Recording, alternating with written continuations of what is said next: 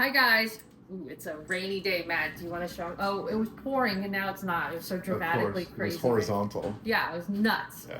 So, on a rainy day, I wanted to show you what I carry on a rainy day. I always go to my handy dandy Camo because it's ballistic nylon. Sweet jacket, by the way. Why, thank you. It's an oldie but goodie and it keeps me really warm. But let's just chat about our Camo, okay? This is one of our old school things that we have on the line, and it will never go away because I find like this is one of our signatures, right? Camo with the pink and red web stripe. I love this bag and it never gets old. So currently we have it in the Jane, we have it in the Mimi and XL and medium. We have it also down there in the Parker, which I love. And then I kind of brought in a little flavor. I love bringing in camo when I can. Combo Amelia's. And I love this combo so much, and I love that people love it because the jungle it keeps, combo. Yeah, it's our jungle combo, isn't it great? Really like I just love it. I love it with the cheetah. I love these Amelias because I think they're so fun. Yeah. Yes, and I love it. Like if you do it together, it looks great with Olive. Like with what outfit I have. Every time we look at that little guy, that one makes us smile. I know. I love this guy. He's just so cool, and I swear to God, you're gonna get stopped when you get this. Every time I wear this, people are like, "What is that?" It's so cool. So I love this combination. It's so cool. But this is like, I was just thinking, I was like, this is my go-to because, and a lot of moms, if you have moms out there who have kids in sports, they always write back and they're like, I love this bag so much. I have it now in this and in this because there's many times when you have to go to a wet field. Yeah. And then you have to sit there all day. Weird bleachers, like you don't need to worry about putting this down. Exactly. So this is one of those, and this is, our Camo is ballistic nylon. It's awesome. I love it so much, and it's the same Camo that the military uses, so it's pretty robust. It feels great. Are you okay to put it on wet grass, or would you avoid that?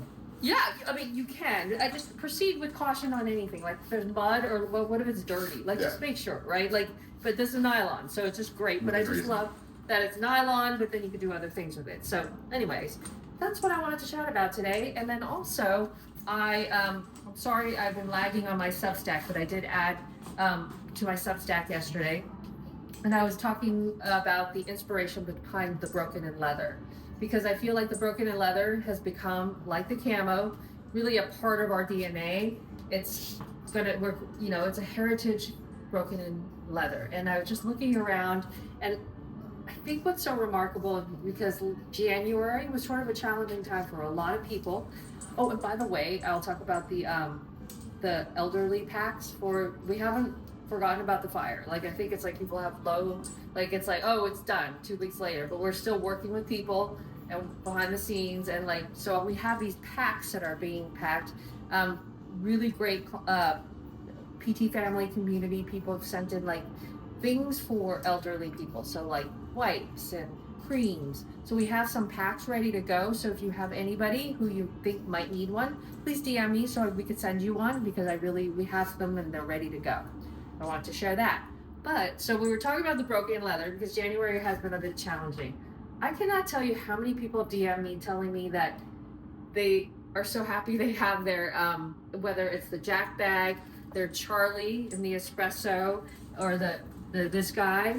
This is the espresso. This is the tan, and they're like, sometimes it's like a whoopee. Like people have been like just hugging it, and they're like, it makes me feel so much better. And I'm like, I know. It's a security bag. Yes, and it's like, because it's so soft. It's so just, I don't know. It's just, there's something very tactile about this bag, and I wish that I could just like show you how it feels. Like this is the tan one, and it just gets better with time. That was the other thing. So I have one that I've been carrying around, and it's just gotten darker and darker as I've been using it, and the color is just magnificent. I was just playing around over here, bless you. Thank you. With the black Charlie. The black Charlie in the just in this broken in leather, it's just, sorry, not black Charlie, black Jane. It's so soft. It's so beautiful, and I love it. I love how it feels, and it just, again, will break in. Like you could just see it. Like this is a bag that I'm actually just squishing with my hands like this. The Jack, of course, is just a go-to. Like this is just such a wonderful bag, and I love the burgundy color.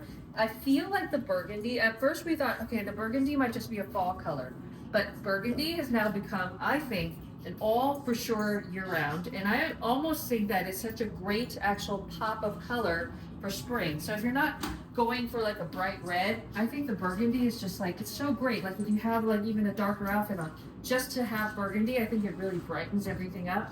Again, this leather is just so soft, and it's just like, it really is comforting to carry. And then like I was pairing up this guy with our Amelia in the zebra, not tiger. I keep calling it tiger, but I love these combos, and I love how these look. So this one is beautiful. Such a great little bag in terms of like just holding it, and then you can carry it, and you can do it over your shoulder. It's just so great. So anyways, that's what I was just kind of talking about, where the broken in leather is just like, it's a story to tell. And I think it's really inspired by like when I looked in my closet, and I was all the things that, it's so funny because we were talking about go bags, right, for fire. And then I was like, well, what would I put in my go bag? And then I started collecting the stuff, and it was everything that was like 20 plus years old. And it's so interesting, and it's so broken in. And I think that's what the is everything connection, with a story. It's everything with a story. And I just hope that, you know, like we started the breaking in for you. And I think it's just because it's such a tactile, beautiful leather. As you start collecting these pieces, I feel like you're going to start using them over and over again. And then you're going to have your own story about these things. Like this bag, I swear to God, it's so, so beautiful. And the color's so beautiful. There's no one of them that are one of a kind. They're all one of a kind. And they're all made in, like we were talking about the production of these. They're all made in New York. And it's a slow... How cool is that? It's a slow process. Yes. Yeah. They're very slowly made, and it's like, what do we call it? Like slow, like coffee making. It's like you could get like a real fast one, or it's like the drip coffee where it takes a while, and they all don't taste the same, no matter what, even if it's at the same, place. It's just depending on which one you get. Those cold brew ones that take like a day, they're so smooth. Yes, and I think that's what it is, like everything about this, like I was like, okay, what is going on? And I'm like, each one of these have to be painted over and over again. It's not one time. It's just the make and just the love that goes into these bags.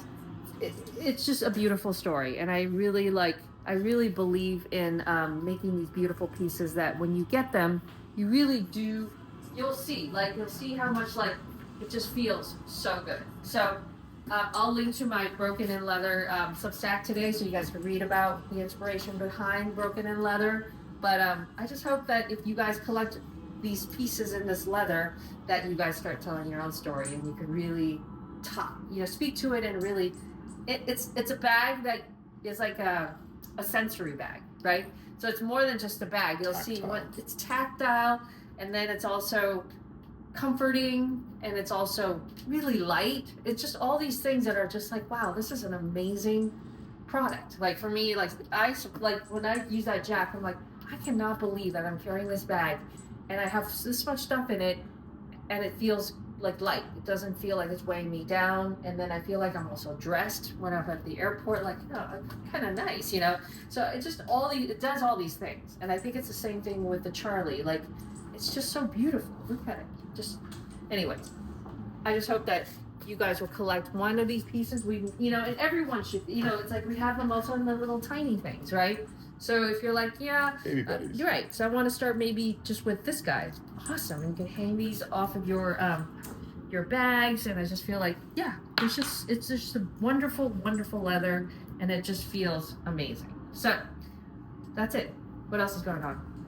Oh, you were looking at keto stuff this morning. Oh my God. Yeah. So I'm learning. How did you even turn on to that? Did it come up in your feed? Yeah, because I'm really trying to figure out how to, regulating your blood sugar and how important that is, and how important it is for your immune system. Also, overall, just with inflammation internally, just overall health of your body. And so I've been looking around, and there was a whole podcast with, what's his name, Diary of a CEO guy? He's in England. Yeah. And just look up Diary of a CEO. Yeah, and so he has this guy on there who's a specialist in. This word ketone diet, is that what it's called? Keto, yeah. Yeah, ketos? I think it's Keto. Yeah, keto diets, and so I was interested in that, but I don't think I could do a keto diet. It just seems like that would hurt my body. So people who do keto diets do really heavy, I guess it's just all meats and nothing else. I'm learning about it. Yeah, so I'm trying to learn about it because I'm like, well, I'm eating my vegetables. I love my vegetables. So I think it's all really, honestly, net eating whole foods, a good balanced meal. One good, easy takeaway from what that guy was saying that I caught was avoid carbs that come in a bag or anything with a barcode. Yes, right. True. So that's how kind of sometimes I always think about it. So then, like our raw vegetables that we make, that's not coming in. Right, and this is the other interesting thing I was learning is like pasta, right? Everyone's like, that's an evil thing because it's got carbs, right? And all this sugar. But what's interesting is two people have done this, a study on, when you wear your blood sugar monitoring. So they bought a pasta that was American pasta, and then Matt and I just love Italian pasta. And Italian pasta, if you look on the ingredients, it's pretty much water.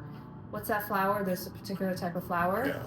And salt. I think that those are the three ingredients really in there.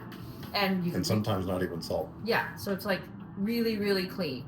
And what they found was when she was measuring her blood sugar after eating the American pasta versus the Italian one did not spike her sugar versus the American totally spiked it. So there's something also to, like, if you're going to be buying pasta or eating some of these carbs, really look at the ingredients, right? And see what's in there. But it's like with anything, it's like there's good beef and then beef that's better, right? Yes. And I think it's flour, as I understand it, similar where like they have, for instance, that Italian one has, it's like a heirloom flour. So it hasn't been modified. And I think it has a lot to do with how the body something to do with that. And exactly. So I think it's just really like, if you want to regulate your blood sugar, but you're not going to be so like crazy about it, I think it's just really thinking about what you put it's just common sense, honestly. So, but there's if you have the option, then, why not take it? Yeah. So really, option is decrease your sugar whenever you can. Like, not necessary, but it's hard for me because I really like gummy candies. And sugar's in everything, but the point is just to try to have less. It's tough. So anyhow, I'm learning more about it. Check that episode out because I thought that was really interesting. If you're interested in regulating your blood sugar and what it does to your body when you do have too much sugar, really just wreaks so much havoc on your body. And also just for weight gain purposes, like it really is a huge differential when you cut that down. So think about it. Take a look at it. We're not experts, but we're learning. We're trying to learn more. And you know what? Just think about it tomorrow and we just move onward. Okay. Have a great day and we'll see you guys tomorrow. It's PTTV tomorrow. I'm so excited. Okay. Bye, guys.